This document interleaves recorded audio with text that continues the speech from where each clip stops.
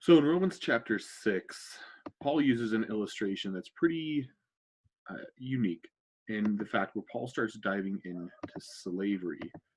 Now, I want us to actually kind of see a little bit on what maybe Paul was kind of referring to when he mentioned slavery here. So we can see in Romans chapter 6, we're going to start in verse 17, where he says, "But thanks be to God," or actually, I'm sorry, we're going to start in verse 15, where he says, "What then? Are we a slave? Are we to sin because we are not under the law or by grace? By no means. Do you not know that you present yourselves as obedient slaves? You are slaves to the one whom you obey, either of sin, of which you are of death, or obedience, which leads to righteousness. But thanks be to God that you were once slaves to sin, have become obedient from the heart and the standard of the teaching of which you were committed." Now, when we think of slavery, immediately what we start thinking of is that we start thinking of this type of slavery here.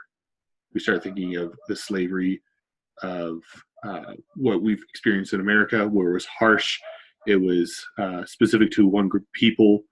But for Paul's day, that's not what we saw. In Paul's day, Roman slavery was something very different. In Roman slavery, it was part of their economy. Yeah, it was still harsh. Yeah, there was still some treatment, but there were laws and there were certain things that were specific to the Roman slaves, in which our article by Jeffers, in speaking about slavery, where he kind of mentioned the exchanging of slaves, which was something very common. You could exchange them as property, you could sell them, you could buy them, you could trade them. And part of those agreements came down in a few different things of within marriage, slavery could be changed, within obviously a purchase, or actually even death. When an owner would die, they could have their slaves either set free or they could actually be bought again, and vice versa. When a slave dies, obviously they are no longer bound by that agreement.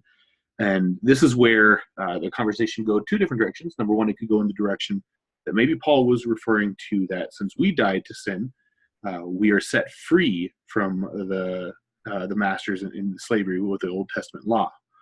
And now we are slaves to Christ. And what F.F. Bruce actually says in his commentary on Romans is that he actually believes it's because sin was defeated and that sin is led to death.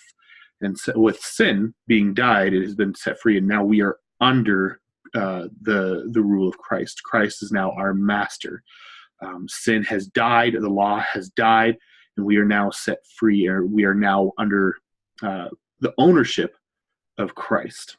And Douglas Moo actually brings up his point, where Douglas Moo actually says that specifically there's a word where he says in verse 17 that you have become. And this verb specifically is more like entrusted. You have been handed over.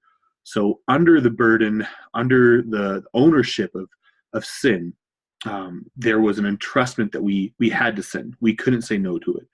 But under the ownership of Christ, we now have a entrustment to obedience. That is not something that we're trying to earn on our own selves, but Christ has given that to us, and it is now our responsibility to obey.